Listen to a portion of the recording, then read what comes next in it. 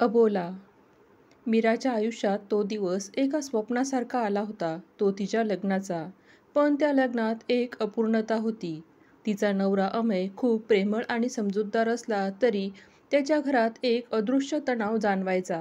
हा तणाव निर्माण करणारी व्यक्ती दुसरी तिसरी कोणी नसून अमयची बहीण शलाका आणि तिचे पती होते. मीराचं स्थळ येण्यापूर्वी शलाकाबाईंच्या नवऱ्याने अमयसाठी 2-3 स्थळं आणली होती. पण काही ना काही कारणाने ती जमली नाहीत. त्या स्थळांपैकी एका मुलीसोबत अमयचं लग्न व्हावं ही त्यांची तीव्र इच्छा होती. मीराचं स्थळ स्वतः अमयच्या मित्राने आणलं आणि अमयला ती पहिल्या भेटीतच खूप आवडली. घरच्यांनीही संमती दिली. पण शलाका आणि तिच्या पतीच्या मनात नाराजीचा एक छोटासा कप्पा कायम राहिला. मीरा जेव्हा सून म्हणून घरात आली तेव्हा तिला सासू-सासऱ्यांकडून खूप काही प्रेम मिळाले नाही. पण शलाकाच्या नजरेत ती एक धार होती. त्या नजरेत तू माझ्या भावासाठी योग्य नाहीस असंच काहीतरी बोलकं होतं. मीराने सुरुवातीला दुर्लक्ष केलं. नवीन सून आहे म्हणून असेल असं स्वतःला समजावलं. पण हळूहळू तिला जाणवलं हा राग केवळ नवीन असण्याचा नाही तर तिच्या येण्यामुळे त्यांचं स्वप्न अपूर्ण राहिल्याचं आहे. रोजच्या छोट्या छोट्या गोष्टींवरून शलाका तिला टोमणे मारू लागली. मीराच्या मनात एक भावनिक पोकळी तयार होऊ लागली, जी दिवसागणिक वाढतच राहिली. शलाका दर आठवड्याला माहेरी येत असे. तिच्या येण्याने घरातला आनंद कमी होऊन तणाव वाढायचा. तिची सुरुवात नेहमी सासू-सासऱ्यांच्या कानावर मीराच्या चुका घालण्यानेच व्हायची. आई, तिला स्वयंपाकात काहीच कळत नाही. बाबा, तिने फर्निचरची नीट काळजी घेतली नाही. या तक्रारींना आधार नसायचा. पण पुन्हा पुन्हा ऐकल्याने सासू-सासऱ्यांच्या मनातही संशयाची पाल चुकचुकू लागली. मीराची सासू, ज्या पूर्वी मीराचं खूप कौतुक करायच्या, त्या आता शलाका म्हणते ते खरं तर नसेल या विचाराने मीराकडे संशयाने पाहू लागल्या. शलाकाची कानभरणी इतकी प्रभावी होती की मीराने काही चांगलं जरी केलं तरी त्यात शलाकाला दोष दिसू लागला. एका दिवाळीच्या दिवशी मीराने खूप मेहनतीने फराळ बनवला. शलाकाने फराळाचा वास घेऊन लगेच तोंड वाकडं केलं. आई, तुझ्या हाताच्या चिवड्याची सर नाही याला. उगाच स्वयंपाकघरात पसारा करून ठेवते. मीराला खूप वाईट वाटले. तिने डोळ्यात पाणी आणून, ताई, तुम्हाला आवडला नाही तर खाऊ नका, पण मी खूप प्रेमाने बनवलं आहे, असं म्हणाली. शलाका लगेच ओरडली, काय गं, मी काय भुकेली आहे का? माझ्या नवऱ्याच्या घरी यापेक्षा चांगला फराळ असतो. माझ्या भावाचं लग्न मी बघितलेल्या स्थळाशी झालं असतं तर त्याला इतका त्रास सहन करावा लागलाच नसता. हे बोलणं अमयने ऐकलं आणि त्याला खूप वेदना झाल्या. त्याची पत्नी जी सगळ्यांना आपलं मानत होती तिचा अपमान होत होता. शलाका आणि तिच्या आई-वडिलांच्या बदललेल्या वागणुकीमुळे मीरा आणि अमय दोघेही मानसिकरित्या थकले होते. घरातील शांतता हरवली होती. अमयला ऑफिसमधून घरी यायला भीती वाटू लागली. मीरा, आज काय झालं? हा त्याचा रोजचाच पहिला प्रश्न असायचा. मीराने हसून उत्तर देण्याचा प्रयत्न केला तरी तिच्या डोळ्यातील वेदना त्याला स्पष्टच दिसायच्या. अमयने अनेकदा शलाकाला समजावण्याचा प्रयत्न केला. ताई, मीरा खूप चांगली मुलगी आहे. तू उगाच तिच्यावर राग काढू नकोस. तेव्हा शलाका नेहमी म्हणायची, मी तुझ्यासाठी चांगलं स्थळ बघितलं होतं, पण तू माझं ऐकलंच नाही. आता बघ घरात काय चाललंय. शलाकाचा राग मीरावर नसून आपलं ऐकलं नाही या अहंकारावर होता. या सततच्या तणावामुळे मीरा आजारी पडू लागली. तिची भूक उडाली. ती चिडचिड करू लागली. तिचं हे रूप पाहून अमयला कशातच लक्ष लागेना. त्याने एकदा आपल्या वडिलांना ठामपणे सांगितलं, बाबा, ताईचं वागणं चुकीचं आहे. तुम्ही तिला समजावून का सांगत नाही? घरातल्या शांततेची तुम्हाला काहीच किंमत नाहीये का? वडिलांनी त्याला उलट सुनावलं, ती तुझी बहीण आहे. ती काहीही म्हणणार.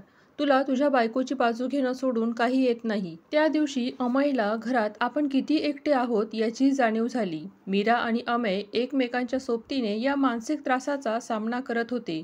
पण त्यांची सहनशक्ती संपत चालली होती. घरातील वातावरण सुधारण्याची कोणतीही चिन्ह दिसत नव्हती. उलट शलाकाचे टोमणे आणि आई-वडिलांची उदासीनता वाढत चालली होती. मीरा आणि अमय दोघांनाही जाणवलं की या विषारी वातावरणातून बाहेर पडल्याशिवाय त्यांना शांती मिळणार नाही. एके दिवशी रात्री अमय आणि मीरा बागेत शांत बसले होते. मीराचे डोळे पाणावले होते. ती म्हणाली, अमय, मला नाही सहन होत हे सगळं. माझ्यामुळे तुमच्या घरात वाद होत आहे. मी इथून दूर गेलेलेच बरं. अमयने तिचा हात घट्ट धरला आणि म्हणाला, मीरा, तू कशासाठी दूर जायचं? आपण दोघे मिळून या घरापासून दूर जाऊ, तू आणि मी. आपलं आयुष्य आपल्याला शांतीत जगायचं आहे. तो निर्णय कठीण होता. अमयने दुसऱ्या शहरात नोकरी शोधली. त्याने भाड्याने घर घेतले. आपल्या आईवडिलांना त्यांनी शांतपणे आपला निर्णय सांगितला. बाबा, आम्ही आता वेगळं राहण्यासाठी दुसऱ्या शहरात जात आहोत. मला तुमचं आणि आईचं प्रेम हवं आहे. पण घरात शांतता हवी आहे. मी तुमच्यापासून दूर नाही जात, फक्त घराच्या भांडणांपासून दूर जात आहे. वडिलांनी त्याला विरोध केला. आई रडली. पण अमेय ठाम होता. शलाका म्हणाली, बघा, हिने तुम्हाला वेगळं केलं. पण अमेयने यावेळी शलाकाकडे पूर्णपणे दुर्लक्ष केलं. दुसऱ्या दिवशी एकाकी आणि भावनिक मनाने मीरा आणि अमेयने ते घर सोडले. नवीन शहरात मीरा आणि अमेयने आपलं छोटं घर आनंदाने सजवलं. इथलं वातावरण शांत होतं. सकाळ झाली की शलाकाबाईंचे टोमणे ऐकायला मिळणार नाहीत, या विचाराने मीराला खूप हलकं वाटलं. अमेयच्या चेहऱ्यावर हसू परतलं होतं. दोघेही आपापल्या कामात व्यस्त झाले. मीराला तिच्या आवडीच्या गोष्टींसाठी वेळ मिळाला. ती रोज स्वयंपाक करताना आनंदी असायची, कारण आता कोणी यात मीठ कमी आहे किंवा हे खारचटच आहे असं बोलणार नव्हतं. अमेयलाही ऑफिसमधून परतल्यावर शांत, प्रेमाचं वातावरण मिळायचं. सुरुवातीचे काही दिवस आईवडिलांची आणि घराची आठवण दोघांनाही झाली, पण त्या आठवणींसोबत येणाऱ्या मानसिक त्रासापेक्षा हे लांब राहणं त्यांना जास्त सुखकारक वाटलं. त्यांनी एक नियम बनवला. घरात शांतता आणि एकमेकांचा आदर देणं हा सर्वांसाठी महत्त्वाचा आहे. त्यांनी आपल्या नवीन जीवनाचा स्वीकार केला, ज्यात कोणीही त्यांना कमी लेखणारं नव्हतं. कालांतराने मीरा आणि अमेयच्या घरी 2 गोड बाळांचा जन्म झाला. या आनंदाच्या क्षणी त्यांना आईवडील आणि शलाकाची आठवण झाली. त्यांनी कुटुंबाला नवीन बाळाच्या स्वागतासाठी बोलावलं. आईवडील आनंदाने आले, पण त्यांच्या चेहऱ्यावर आपण मुलांना दूर पाठवलं याचा पश्चाताप दिसत होता. शलाकाही आली, पण तिच्या वागण्यात जुना तणाव नव्हता. मीरा आणि अमेय आता मानसिकरित्या कणखर झाले होते. ते शांतपणे पण ठामपणे शलाका आणि इतर नातेवाईकांशी वागत होते. त्यांच्या भेटी आता फक्त लग्न समारंभ, बाळाचे कार्यक्रम किंवा काही महत्त्वाचे धार्मिक विधी याचपुरता मर्यादित राहिल्या होत्या. ते येतात, भेटतात, आवश्यक तेवढे बोलतात आणि परत जातात. जुन्या गोष्टींबद्दल कोणी बोलत नाही. शलाका टोमणे मारण्याचा प्रयत्न करते, पण अमेय, मीरा आता हिला हसून हो ताई म्हणून शांत करतात. त्यांनी भावनात्मकरित्या एक रेषा आखली होती. त्यांना आता लोकांच्या बोलण्याचा किंवा त्यांच्या नाराजीचा फरक पडत नव्हता, कारण त्यांनी स्वतःच्या शांततेचं महत्त्व ओळखलं होतं. आज 10 वर्षे झाली. मीरा आणि अमेयचं वैवाहिक जीवन सुखी आणि समाधानी आहे. त्यांनी त्यांच्या मुलांनाही कुटुंबाचा आदर करायला शिकवलं, पण त्याचबरोबर आत्मसन्मानाचं महत्त्वही शिकवलं. काही वर्षापूर्वी अमेयचे वडील वारले. त्या दुःखाच्या क्षणी मीरा आणि अमेय धावून गेले. मीराने निस्वार्थीपणे सासू आणि शलाकाची काळजी घेतली. त्या कठीण प्रसंगात शलाकाला पहिल्यांदाच जाणवलं की मीरा किती समजूतदार आणि कर्तव्यनिष्ठ आहे.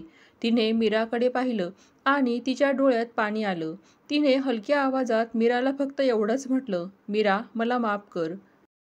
मीराने शांतपणे तिच्या खांद्यावर हात ठेवला आणि म्हणाली, ताई, जुन्या गोष्टी विसरून पुढे जाऊयात. नाती तोडण्यासाठी नसतात, फक्त त्यांना एक योग्य अंतर देणं आवश्यक असतं. ती सीमा, ती लांब राहण्याची निवड त्यांच्या नात्यांसाठी वरदान ठरली. लांब राहिल्यामुळे जुन्या वेदनांची धार बोथट झाली आणि फक्त नातं उरलं. मीरा आणि अमेयने शिकवलं की आयुष्यात कधीकधी शांतता टिकून ठेवण्यासाठी नात्यामध्ये अंतर ठेवणं आवश्यक असतं. त्यांनी आपला स्वर्ग कुटुंबापासून दूर जाऊन स्वतःच्या घरात एकमेकांच्या प्रेमात आणि शांततेत शोधलं. आणि हेच त्यांच्या अबोला कथेचं भावनिक आणि गोड कटू सत्य होतं. आपल्या आयुष्यातील आनंद आणि शांतता ही कोणत्याही कौटुंबिक बंधनापेक्षा जास्त महत्त्वाची असते. जिथे तुमचा वारंवार अपमान होतो आणि मानसिक त्रास दिला जातो, तिथून दूर जाणं हा पलायनवाद नसून स्वतःच्या कल्याणासाठी घेतलेला ठोस निर्णय असतो. सर्व नाती रक्ताची असली तरी त्यांना एक मर्यादा आणि आदर हवा असतो. जेव्हा ही मर्यादा ओलांडली जाते, तेव्हा भावनिक अबोला किंवा लांब राहणे हाच एकमेव निरोगी उपाय ठरतो. दूर राहूनही समारंभांना उपस्थित राहणे हे सिद्ध करते की त्यांनी नातं तोडलं नाही, तर फक्त त्यांची व्याप्ती बदलली. व्हिडिओमधील कथा आवडली असेल तर प्लीज लाईक करा, शेअर करा, सबस्क्राईब करा. धन्यवाद.